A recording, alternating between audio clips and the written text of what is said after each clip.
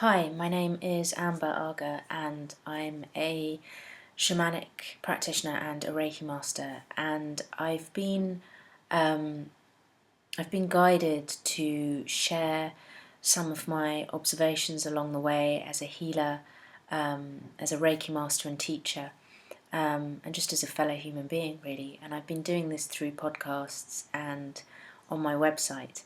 But someone recently suggested that it might be a good idea to record something and reach people in that way. So this is my first ever attempt, and I apologise if it's hesitant in any way or a little bit amateur.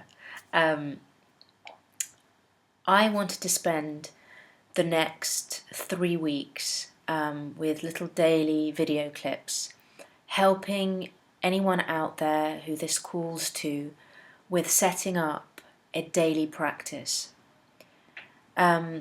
If you do anything for a period of 3 weeks, there's a really good chance that it will become a habit and it will become a part of your life. Now, often if you're doing some kind of fitness regime, you're doing resistance training or just going to the gym, or you work with a personal trainer or something like that, they will have you do something regularly. They will have you do a daily practice. And what most motivators or teachers or anyone that's trying to get you to do something that's about bringing change into your life will say is that change happens every single day. And change happens when we show up for ourselves every single day. Now, spiritually and emotionally, how change happens is when we show up for ourselves every single day in our healing journey. And that for me means having something that fills us with power, that fills us with our spiritual connection, and that empowers us on an authentic heart level. And we can do this in many different ways. There isn't just one way that we do this. And often what happens is we find a practice, we start to do something, and then after a couple of months it just doesn't work anymore, and we lose our way again. Why is it important to have a daily practice? Because it gives us a grounding, it gives us stability. It means that we go out and we face the world in our power, and we face the world knowing that we are full of the essence of life. We are full of all that we can be full of. We are full of our truth. Often we start our days on empty. We wake up, we come out of the dream world. We may not have had a great dream. We chug down a cup of coffee. We might listen to some music. We're on the tube. We're constantly battling. We're on autopilot. And what having a daily practice is it brings us back to our center, and it connects us to spirit. If you don't have a spiritual connection, if this all feels a little bit alien to you, and you don't have a belief system and you don't want to have a belief system, that's absolutely fine. My role is not to convert anyone to any way of being. My role is simply to say these are the things that have helped me to feel more connected to myself and to feel connected to something that's greater than me.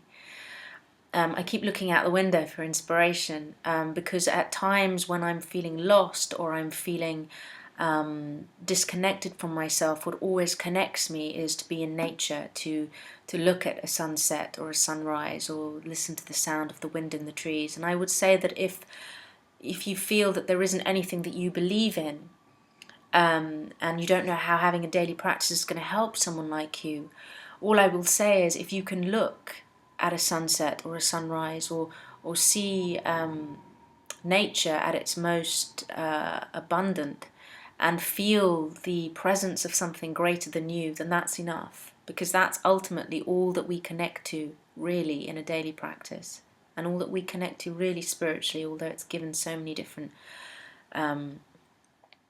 words. Now behind me you'll see that I have an image of the Buddha, and just underneath that, if you can see, I have an image of the goddess Bridget.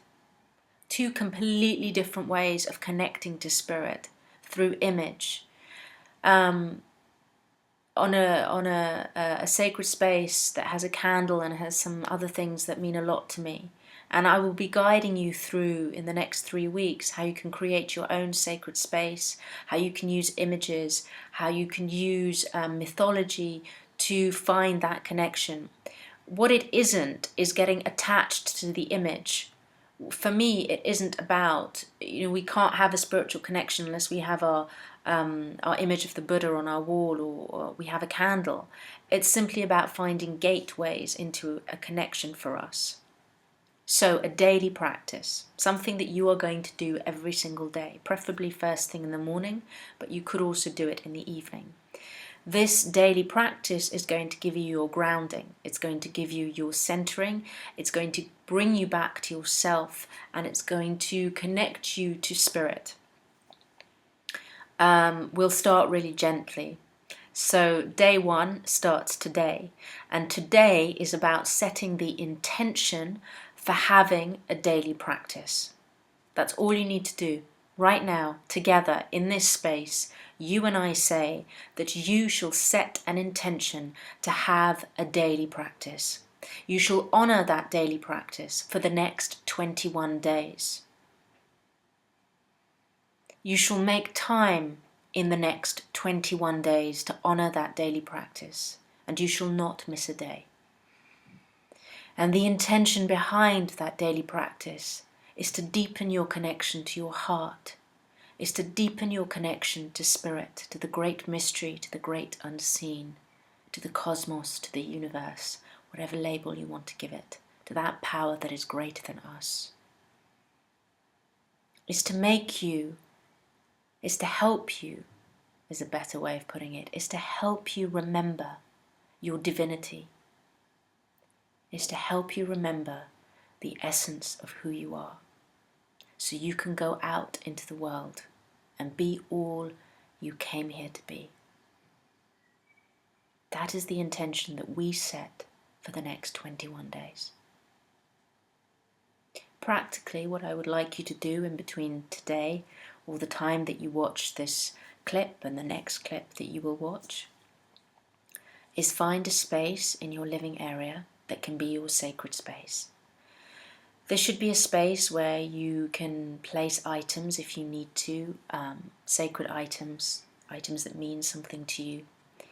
A space where you won't feel disturbed. So if you live in a house of other people, then it should be your private space where no one's going to walk past you or watch what you're doing. So I have an altar that I use for healings. That's a sacred space for healings, but I also have one that's in my own personal space that no one sees apart from me. So, and that you're going to seek this space out now in your home. So in the next 24 hours, that's what you're going to do. You're going to find a space. Now, sometimes people will say, "Oh, I've created my sacred space on a windowsill, or it's in a drawer." The answer to that is, if that's going to work for you, if a windowsill or a drawer is going to work for you and help you feel connected to spirit and to yourself, then great. If it's an excuse, or if you haven't put much effort into it, then I would rethink it. But sometimes that's the best that you can do. You could have it in a cupboard or something that's quite private, okay? So we've got our intention. Our intention is that for the next 21 days, you're going to show up for yourself, and you're going to show up for that part of you that is divine. And in doing so, you're going to reconnect and remember your truth, the essence of who you are, and all you came here to be. And in the next 24 hours, you are going to seek out and find an area in your living space that you can make into your sacred space. And when we next meet in a day's time, I shall guide you through how you can start to set up your sacred space. It's simple, and I can vouch that it will definitely make a difference in your life. So, until the next time, so it is. It is so.